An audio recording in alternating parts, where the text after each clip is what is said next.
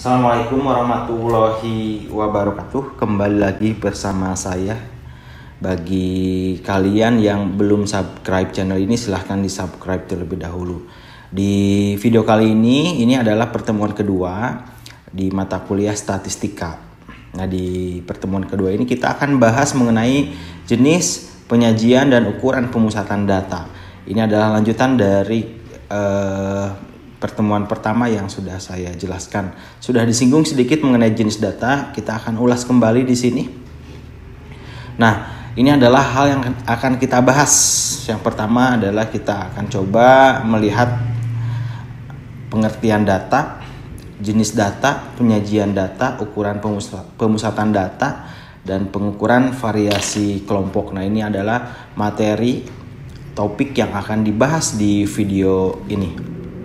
Kita ke topik pertama, yaitu pengertian data.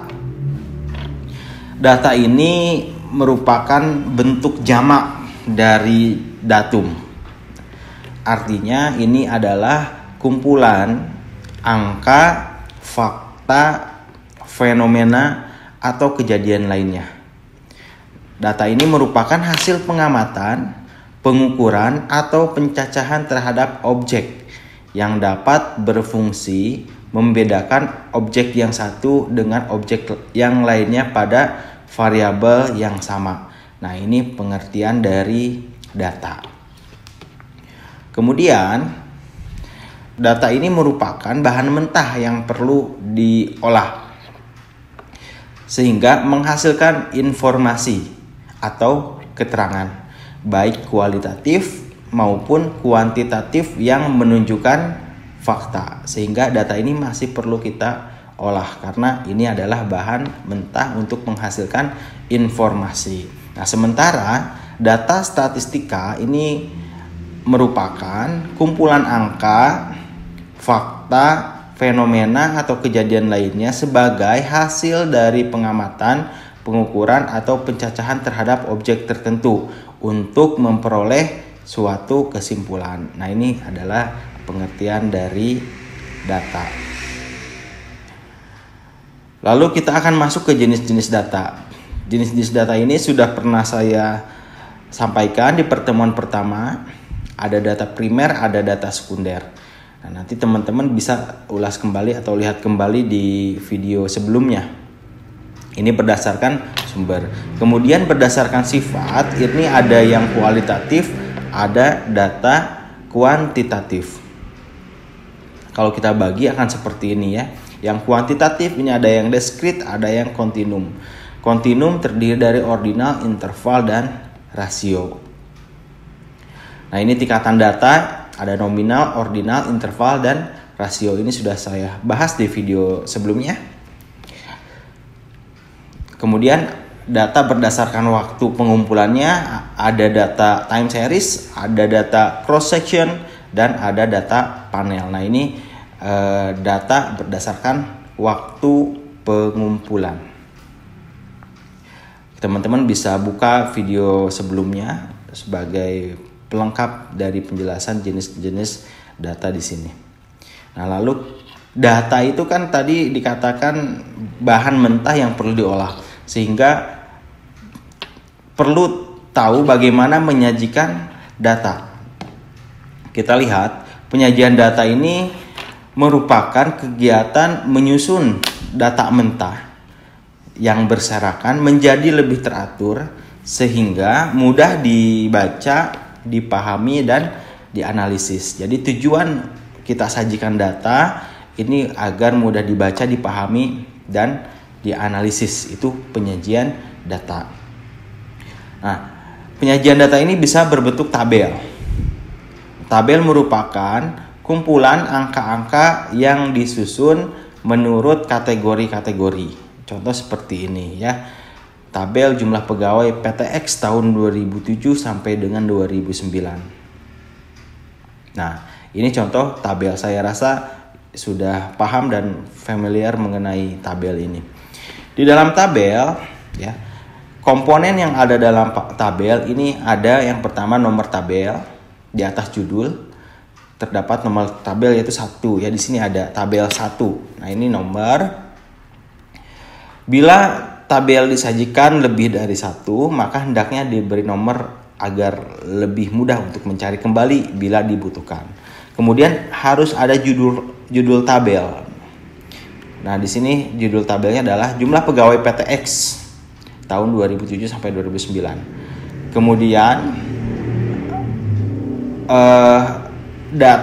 ada informasi data serta tempat dan waktu pengumpulannya. Ada tempat waktu pengumpulannya, tempatnya di PTX, waktunya adalah 2007 sampai 2009. Lalu ada baris, ada kolom, ada sel, lalu ada sumber. Nah, ini harus disertakan sumber ini. Contohnya di sini ada sumber DPTX tahun 2010.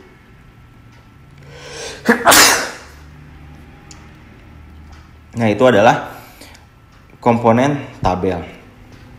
Penyajian dalam bentuk tabel ini dibagi menjadi 3. Pertama ada tabel baris kolom, ada tabel distribusi frekuensi, nanti ini ada yang tunggal, ada yang berkelompok jenis datanya. Kemudian ada tabel kontingensi. Kita akan lihat ini adalah contoh tabel baris kolom. Nah, ini sederhana dan sudah tahu lah semua. Ini adalah contoh tabel baris kolom. Kemudian ini adalah contoh tabel distribusi frekuensi tunggal. Tinggi badan 135. Nah, berarti orang yang mempunyai tinggi badan 135 itu ada 5 orang. F ini adalah frekuensi jumlahnya. Ini ada 52 orang. Itu yang tunggal. Kalau yang berkelompok ini yang membedakan adalah ini kelas interval dari 119 sampai 127, 128 sampai 136. Nah, ini disebut data berkelompok nih. Ini sama seperti tadi, cuman yang membedakan datanya berkelompok. Kalau yang ini datanya tunggal.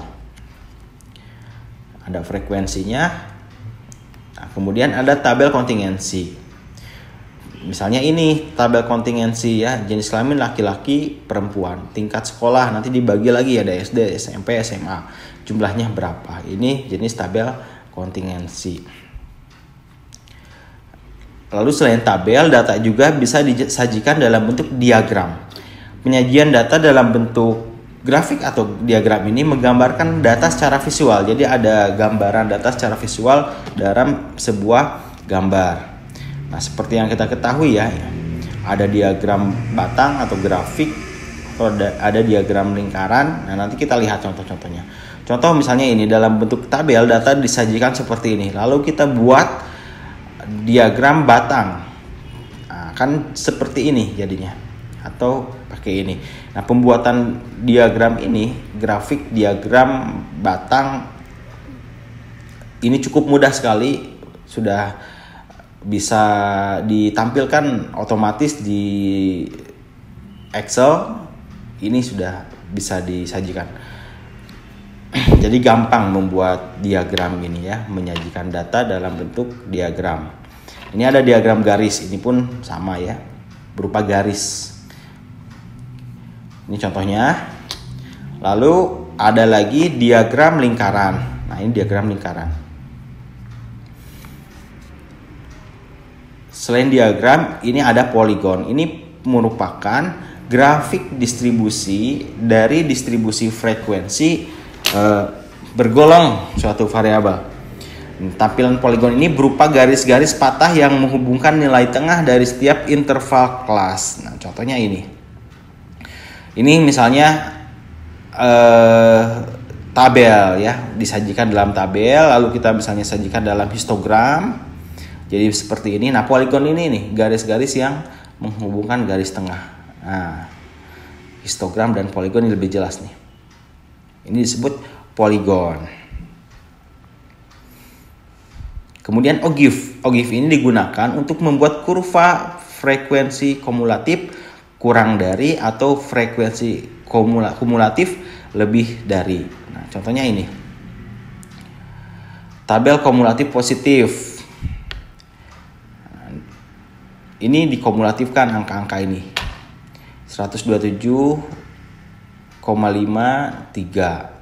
Kalau frekuensinya 3, nanti 136,5 ini nanti angka yang 136 yang ditambah 127 dijumlahkan, dikumulatifkan ya, karena ini lebih kecil dari tabel angkanya.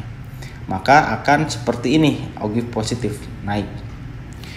Kemudian kalau ogive negatif itu lebih dari tabel kumulatifnya itu lebih besar daripada nilai ini.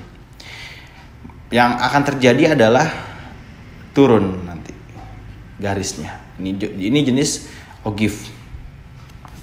Nah, kemudian kita akan masuk ke ukuran pemusatan data. Tentu setelah data ini disajikan, penyajian data entah itu dalam bentuk tabel, diagram ataupun apapun itu, nah kita bisa analisis atau kita bisa deskripsikan dengan melakukan perhitungan-perhitungan atau mengukur pemusatan data. Seperti biasa, terdapat data tunggal dan data berkelompok.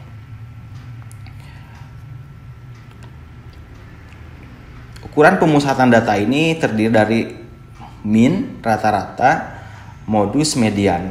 Nah, nanti kita akan coba menghitung min, modus, median ini antara data berkelompok dan tunggal. Saya rasa ini sudah pernah dipelajari dan mungkin akan mudah ya, sangat mudah sekali. Min ini merupakan rata-rata hitung. Nah, nilai yang diperoleh dari jumlah sekelompok data dibagi dengan banyaknya data. Itu rata-rata. Saya rasa semua sudah tahu ya. Biasanya dilambangkan, kalau untuk populasi dilambangkan ini ya, dibaca mu. Sedangkan kalau rata-rata hitung sampel biasanya dibaca X bar ya, yang X tapi ada garisnya di atas, harusnya ada di sini. Kita lihat ya. Nah, ini X bar ini nih ya. Rata-rata itu kita jumlahkan semua lalu dibagi N ya, dibagi banyaknya data. Jumlah kelompok data dibagi banyaknya data. Nah, jadi akan seperti ini atau begini ya rumusnya. Contoh, nilai ulangan statistika 5 orang mahasiswa akuntansi kelas J adalah 8, 5, 7, 10, dan 5. Maka tentukan rata-rata. Nah, artinya kan kita mudah saja, tinggal kita jumlahkan semua dibagi 5. Karena ada 5 mahasiswa. Selesai. Nah, jadi gini ya. Banyaknya data 5, datanya ini kita jumlahkan semua dibagi 5. Jadi rata-ratanya 7. Nah, ini gampang ya. Kemudian median. Median ini adalah nilai yang letaknya tepat di tengah-tengah. Bila banyaknya data ganjil. Jadi kalau ganjil bilangan itu ada di tengah-tengah. Jumlah datanya ganjil ya, ada di tengah-tengah. Atau kalau genap, itu kita rata-ratakan dua nilai yang berada di tengah.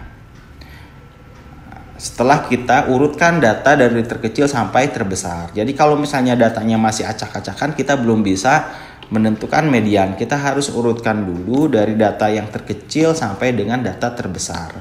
Lalu kita lihat, ambil nilai tengahnya. Kalau ganjil langsung saja ambil, kalau genap ditambah dua nilai yang ada di tengah itu ditambah dibagi 2. Itu median. Nah, kalau modus ini adalah sekumpulan data yang paling sering muncul, mempunyai frekuensi tertinggi ya. Jadi kalau misalnya ada data frekuensinya paling tinggi, nah itu modus di sana ya. Data yang sering muncul. Oke, kita akan menghitung min, modus, median untuk data yang berkelompok. Nah, ini contoh data yang berkelompok. Kalau data yang berkelompok, cara menghitung rata-rata ini adalah kita buatkan tabel ya. Untuk mempermudah kita hitung, kita buatkan tabel. Misalnya kita punya kelas interval seperti ini, 9 sampai 21, 22 sampai 27. Ini frekuensinya ada 3, ada 4 ya jumlahnya. Maka yang harus dilakukan adalah kita harus cari nilai tengah dulu. Nilai tengah ini didapat dari rata-rata ini. 9 tambah 21, 30 dibagi 2, 15. Sama ini juga 22 ditambah 34 dibagi 2, 28. Nah, setelah didapat nilai tengah, baru nilai tengah ini dikalikan dengan frekuensi. Makanya di sini F frekuensi dikali nilai tengah yang X ini. 15 kali 3, 45, 28 kali 4, 112. Nah, jumlah ini semua. Oke, kita jumlahkan ini semua. Kita sudah hitung misalnya ya. Kita jumlahkan. Maka hasilnya menjadi 3.955. Baru kita bisa cari rata-ratanya. Jumlah ini semua dibagi jumlah frekuensi. Ini ada 60. Jadi 3955 dibagi 60. Jadi rata-ratanya adalah 65,92. Nah, itu menghitung rata-rata data berkelompok. Beda dengan yang tadi, data yang tunggal kita langsung saja jumlahkan dibagi banyaknya data. Kalau di sini kita harus cari nilai tengahnya dulu. Kemudian dikalikan frekuensi, dijumlahkan dibagi jumlah banyaknya data. Di sini banyaknya data adalah 60. Oke. Ini menghitung rata-rata data berkelompok. Kita akan lanjut ke median, nilai tengah.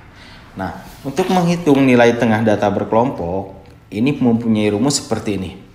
Batas bawah kelas median ya, ini ditambah panjang kelas interval dikali N dibagi 2 dikurangi F. F ini frekuensi semua kelas sebelum kelas yang mengandung median. F kecil ini adalah frekuensi kelas median. Untuk lebih jelasnya kita lihat contoh.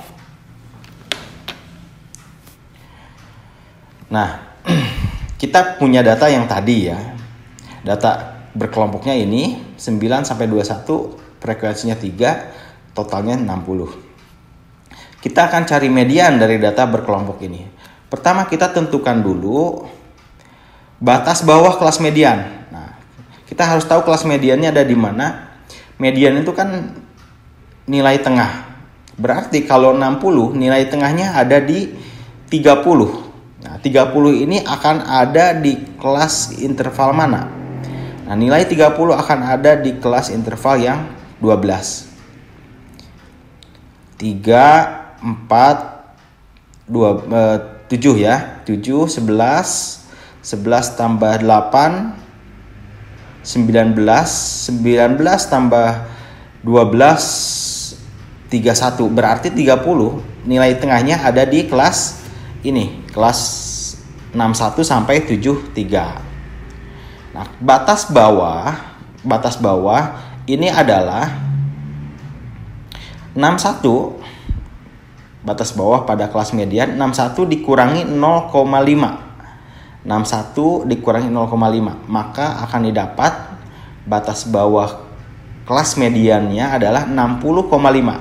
Didapat dari ini 61 dikurangi 0,5. Oke ya. Kemudian jumlah frekuensi semua sebelum kelas yang mengandung median. Ini F besar. Jumlah semua frekuensi sebelum kelas median. Kelas median ada di sini, ada di 12 ya, 61 sampai 73. Frekuensinya 12. Kita jumlahkan jumlah frekuensi sebelum 12. Berarti 8 tambah 4 tambah 4 tambah 3. 19. 8 tambah 4 12. Tambah 4, 16, tambah 3, 19. Berarti jumlah frekuensi sebelum kelas median itu 19. Nah, kemudian frekuensi kelas mediannya sendiri adalah 12. Nah, lalu panjang interval C ya, panjang intervalnya dari 9 sampai 21 itu berapa? Itu adalah 13. 9, 10, 11, 12, 13, 14, 15, 16, 17, 18, 19, 20, 21. Jadi ada 13. Maka di sini panjang kelas intervalnya ada 13. Setelah ini dapat semua, kita tinggal masukkan. Sama dengan batas kelas bawah di kelas median 60,5 ditambah panjang interval dikali jumlah atau frekuensi 60 dibagi 2 dikurangi 19 yang ini banyaknya frekuensi sebelum kelas median dibagi 12 kelas mediannya, frekuensi di kelas mediannya. Jadi mediannya adalah 72,42. Nah, tinggal dimasukkan saja setelah kita tentukan ini. Nah, ini untuk menentukan median kelas berkelompok. Kita akan lanjut. Untuk agar teman-teman bisa lebih mengerti, saya akan berikan latihan nanti ya yang bisa di-download. Kita lanjut ke modus. Kita akan hitung modus untuk data berkelompok. Nah, rumusnya ini mudah. Batas bawah kelas modus ditambah ini panjang interval dikali B1 ini selisih antara frekuensi kelas modus dengan frekuensi tepat satu kelas sebelum kelas modus ya, selisih di atasnya. Jadi nanti kita akan kurangi B1 ini ya.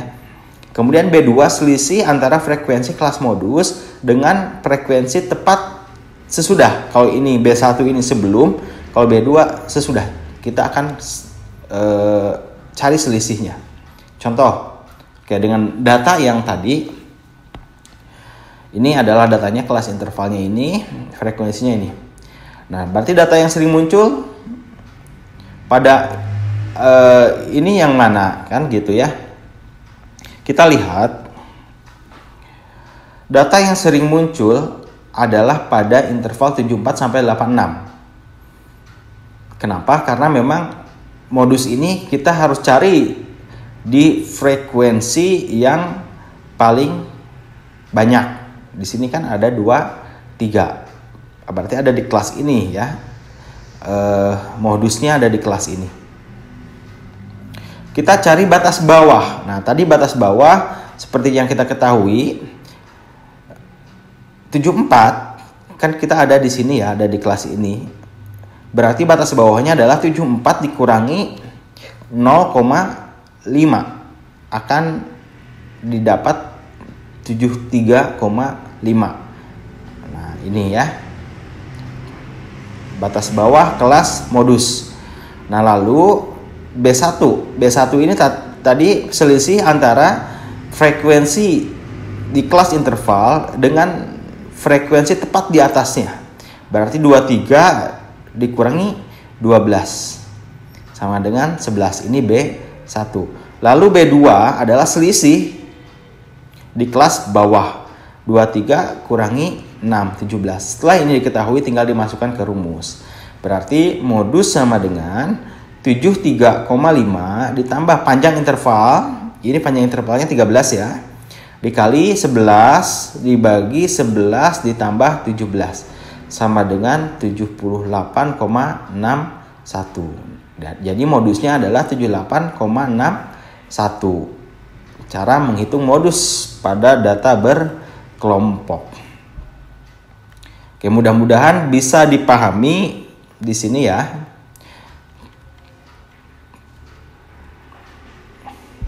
Kita lihat lagi. Nah, ini rata-rata. Silahkan dicek kembali. Kemudian ini adalah median. Pengerjaan, contoh pengerjaannya ini. Kemudian ini modus contoh pengerjaannya ini. Nah, saya rasa cukup mudah. Jika ingin lebih memahaminya, teman-teman harus berlatih. Ya, oke, kita lanjut. Nah, ini kita akan lanjut ke bagian 5, pengukuran variasi kelompok. Nah, di bagian ini kita akan menghitung range, standar deviasi atau simpangan baku dan varians. Tapi saya akan sajikan di video berikutnya. Jadi tidak dibahas di video ini. Jadi silahkan teman-teman cek di video berikutnya mengenai pengukuran variasi kelompok. Itu saja yang bisa saya sampaikan. Mudah-mudahan bermanfaat. Selamat berlatih. Terima kasih. Assalamualaikum warahmatullahi wabarakatuh.